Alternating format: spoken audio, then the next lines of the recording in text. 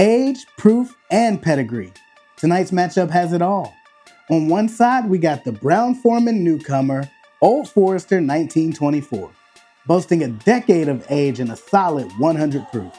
On the other, the vibrant and versatile Penelope Estate Collection with a unique mash bill and 101.2 proof. Which one has the chops to move on in the 12 Days of Whiskey tournament? Only one way to find out. Stick around to the end. It's the Cynple Whiskey Show.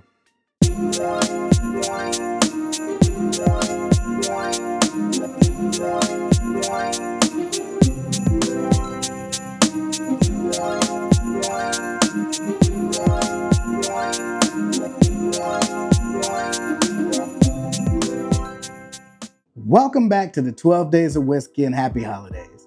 I'm Cyncere, and tonight we're putting two standout bourbons head to head as a part of our tournament to crown the ultimate pour of 2024. We got the latest and maybe greatest addition to Whiskey Row, Old Forester 1924, going up against the super savory, sneaky sleeper pick, Penelope Estate Collection. This is going to be a very pleasant tasting. Before we dive in, don't forget to like, subscribe, turn on your notification bells to stay up to date on all things Cynple whiskey. For those of you who have already, thanks. For those of you who haven't, do it. Simple as that. The goal is to get to 1,000 subscribers by the beginning of 2025. Let's go. All right, enough sub stuff. Let's talk bottles.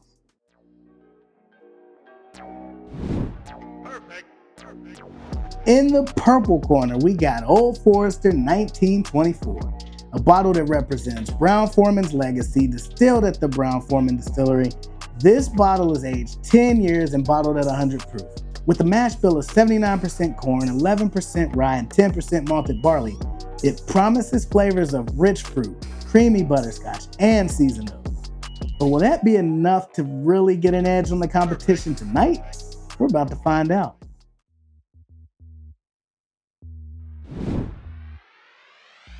And then we have the challenger, Penelope Estate Collection 9-year Private Select.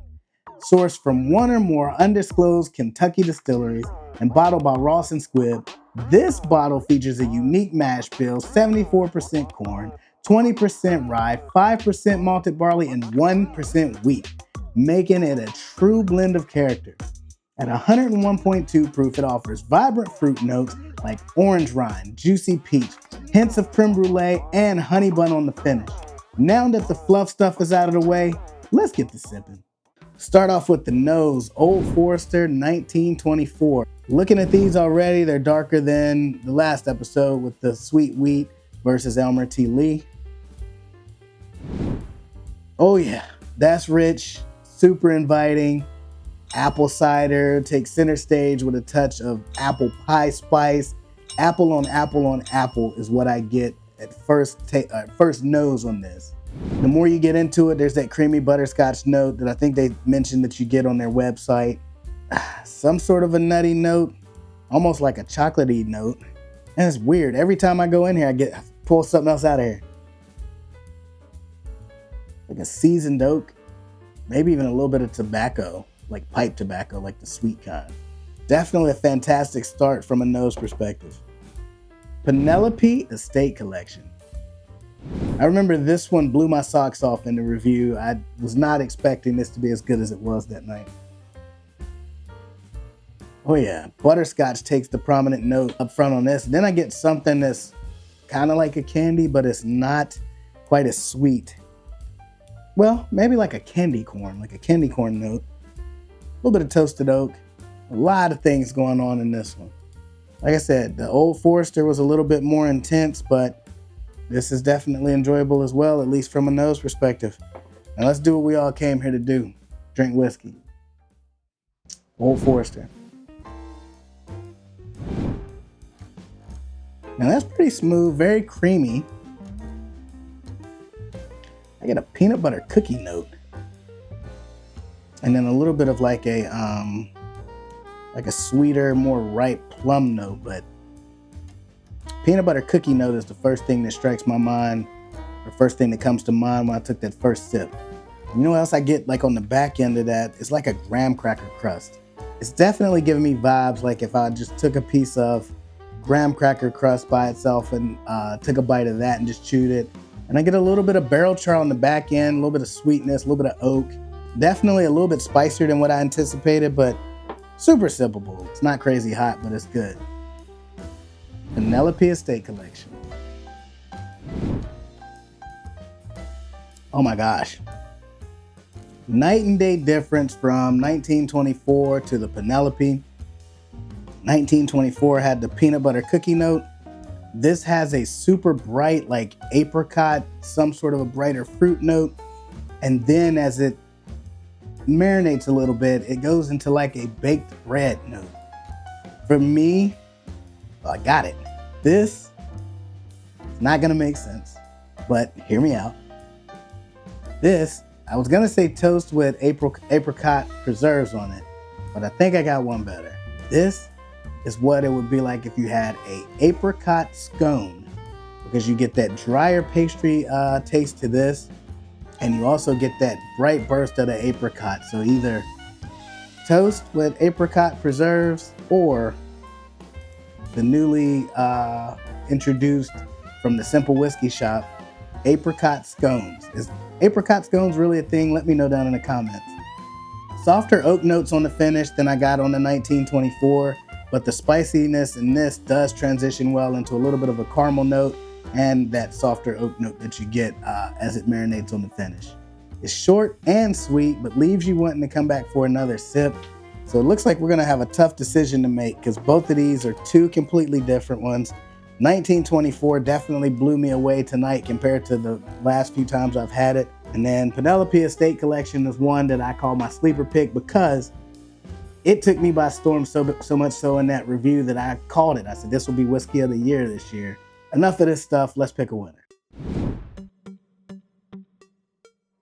Which one moves on to the Elite Eight? Penelope Estate Collection, 9-year. I gotta give it to Penelope. The name of the game on this is complexity, complexity, complexity. While Old Forester's richness and peanut butter cookiness and all of that is really good, I am not taking anything away from Old Forester 1924 here tonight. Something about this apricot jam toast scone that I get on this tonight just leaps and bounds beyond what I expected to get on either of these tonight. Gotta move it forward to the next round. This is the kind of pour that makes you sit back and enjoy every single sip. Let me know your thoughts in the comments, whether you like either of these two whiskeys or if you think I made the right or wrong decision. Let's blend them together and see what we get now. I'm actually scared to do it given how much of a contrast, and this has its own bakery dish and this is its own very well prominent bakery dish, but let's see what we come up with. Still got that nice amber color, mixing the two.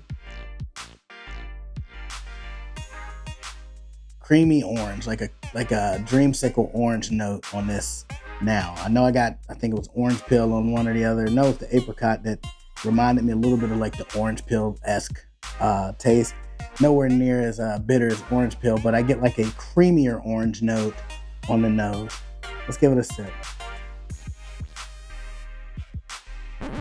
Peanut butter cookie scone preserves. Definitely not. So the apricot does come through a little bit still in this. The peanut butter cookie note goes more into like a, if you would mix peanut butter with marshmallow fluff. It's a little bit sweeter than what you get on a peanut butter cookie. The savoriness from the peanut butter cookie is gone, but you get a peanut butter fluff mixed with like a, I guess orange dreamsicle would be the best way to put it, with that apricot-y, orangey note shining through too. I guess it's a very expected blend. Given what I got on these two individually, the peanut butter cookie note versus the baked bread and the apricot note, you mix all of that together and you end up with a peanut butter fluff spread with creamsicle as a side. Call me crazy, but it's what I get. Cheers. That's it for day 7 of the 12 days of whiskey. Penelope Estate Collection moves on to the Elite 8. Old Forester 1924 does not get to fight another day. But I will be going back to this one now that I have that peanut butter cookie note that I got tonight. No participation trophies given on the Cynple Whiskey Show. Somebody wins, somebody loses. And I'll leave you with this. Whiskey reminds us that classics are just that. But sometimes it's time for a change, and we got to be willing to accept that. It reminds us to slow down, savor each moment, and also be willing to pivot when necessary or when change is needed. And that goes for even if we're forced to try something new. Be open to try new things. Here's to good whiskey, new beginnings, while keeping it simple. Cheers.